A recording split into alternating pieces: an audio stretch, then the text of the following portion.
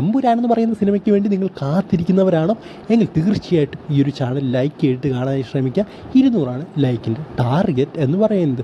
So എന്തായാലും നിങ്ങൾക്ക് എല്ലാവർക്കും അറിയാം ഈ ഒരു സിനിമയുടെ വില്ലനായി മാറും എന്ന് പറയുന്ന ഒരു വ്യക്തിയാണ് അഭിമന്യു സിംഗ്. അദ്ദേഹമായിരിക്കാം വില്ലൻ എന്നൊക്കെ പറയുന്നവരുണ്ട്.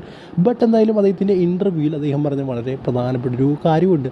അതായത് മോഹൻലാലും അദ്ദേഹവും തമ്മിലുള്ള ഒരു ചെറിയ സീനുണ്ടെന്നാണ് അദ്ദേഹം ഒരു ഇൻ്റർവ്യൂവിലൂടെ പറഞ്ഞിരിക്കുന്നത്. സോ അങ്ങനെ ഒരു ചെറിയ സീനാണെങ്കിൽ ഒരു വില്ലനാകാനുള്ള സാധ്യതകൾ വളരെയധികം കുറവാണ്. അദ്ദേഹം അങ്ങനെയാണ് പറഞ്ഞിരിക്കുന്നത്. സോ ഒരുപക്ഷെ നായകനെ ഹെൽപ്പ് ചെയ്യുന്ന ഒരാളായിരിക്കാം, അങ്ങനെയൊക്കെയാണ് എനിക്ക് തോന്നുന്നത്. അല്ലാതെ വില്ലനാകുമെന്ന് എനിക്ക് തോന്നുന്നില്ല.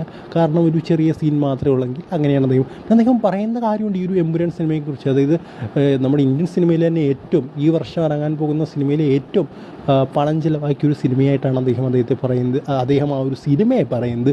അതുപോലെ തന്നെ എടുത്തു പറയേണ്ട ഒരു കാര്യമാണ് ഇതിൻ്റെ ഓരോ ഷോട്ടും അല്ലെങ്കിൽ ഓരോ സീനും ജമ്മാണെന്നാണ് അദ്ദേഹം പറയുന്നത്. അതായത് എന്താ പറയുക, വാല്യുബിളായിട്ടുള്ളൊരു സീനുകളാണെന്നാണ് അദ്ദേഹം പറയുന്നത്. അത് അത്രയ്ക്ക് മനോഹരമാണെന്നാണ് ഓരോ സീനിനെക്കുറിച്ചും അദ്ദേഹം പറഞ്ഞിരിക്കുന്നത്. അതായത് നമ്മുടെ ഇന്ത്യൻ സിനിമ കണ്ടത് വെച്ച് വൺ ഓഫ് ദി ബെസ്റ്റ് സിനിമയായിരിക്കും എന്നാണ് നമ്മുടെ അഭിമന്യു സിംഗ് പറയുന്നത്.